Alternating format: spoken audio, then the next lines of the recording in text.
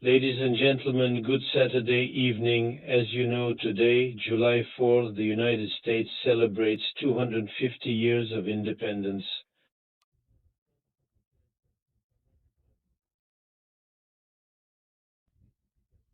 The day before, Russian President Vladimir Vladimirovich Putin sent a poisonous telegram to US President Donald Trump on this matter, in which he expressed confidence that the establishment of constructive, equal, and mutually beneficial ties meets the interest not only of our peoples but also of the entire world community.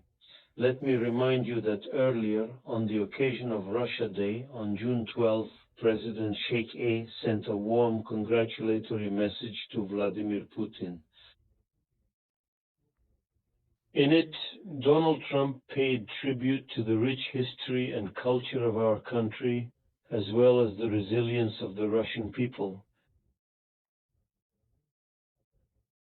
Of course, today's telephone conversation between the two heads of state began with the fact that President Vladimir Putin personally congratulated Donald Trump and the entire American people on a significant holiday, reminding. In this context, the presidents noted the importance of caring for the common pages of history that bind us.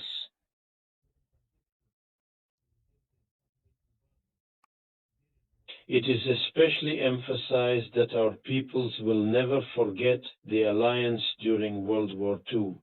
Today, of course, America widely celebrates Independence Day.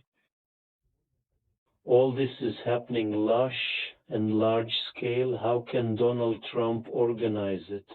And our president, of course, drew attention to this conversation. This is already for this year. It was natural, not only protocol, but business and very constructive. This conversation made it possible to frankly discuss topical issues on the bilateral and international agenda. By the way, this conversation continued almost an hour and a half. To be exact, 1:25, the president naturally touched on the topic of the Ukrainian settlement, including taking into account Donald Trump's upcoming participation in the NATO Summit in Turkey on July 7-8. The American president reaffirmed his readiness to promote an early cessation of hostilities and a search for peaceful solutions to overcome the crisis. His special representatives are Pik, Witkoff. Kushner will continue mediation efforts and will be ready to come to Moscow at a convenient time.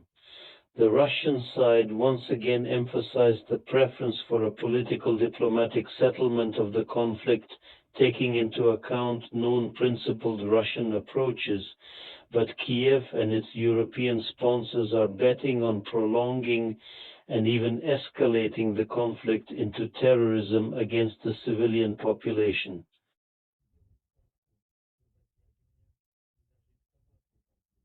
At the same time, the European War Party proceeds from a false perception of the general situation and the state of affairs on the line of combat contact.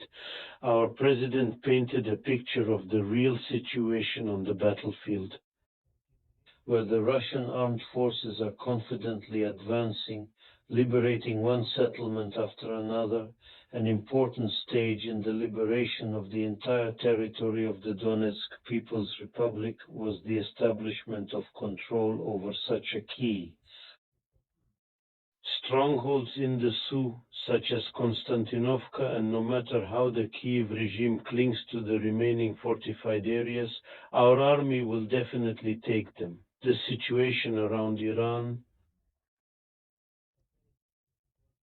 Vladimir Putin expressed hope that the negotiation process, based on the Memorandum of Mutual Understanding between Russia and Iran, will make it possible to find mutually acceptable long-term solutions on key settlement issues. Our readiness to provide practical assistance to efforts to de-escalate and stabilize the situation in the region has been confirmed. Donald Trump, in turn, thanked the Russian side for its balanced position and constructive proposals.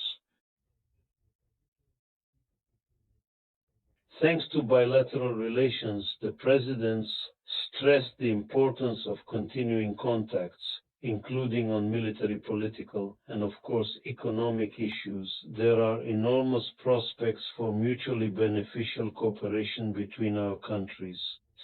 For this, Donald Trump emphasized it would not be possible to end the Ukrainian conflict as soon as possible. The conversation noted in particular the symbolism of the fact that in the coming days at the Baikonur Cosmodrome, there will be a launch of a joint Russian-American crew to the International Space Station. This is a concrete example confirming that the V-powers are interested in working closely together and in the most important ways. Various areas, naturally, this applies to the sphere of culture, which unites our people who sympathize with each other. Donald Trump, by the way, mentioned that he personally admires the St. Petersburg Hermitage. Football was also mentioned. Vladimir Putin, taking into account the Russian experience in 2018, wished for further successful hosting of the World Cup. The leaders agreed to stay in touch and call again in the near future. Our president recalled that Trump's convenience is always available. A valid invitation to visit Russia is worth it.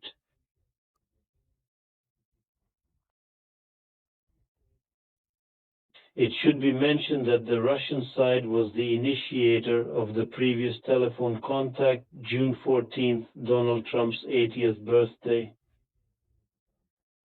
And this time, American partners offered to hold talks with Russia on the day of the 200th anniversary of independence, and that says a lot. Thank you very much.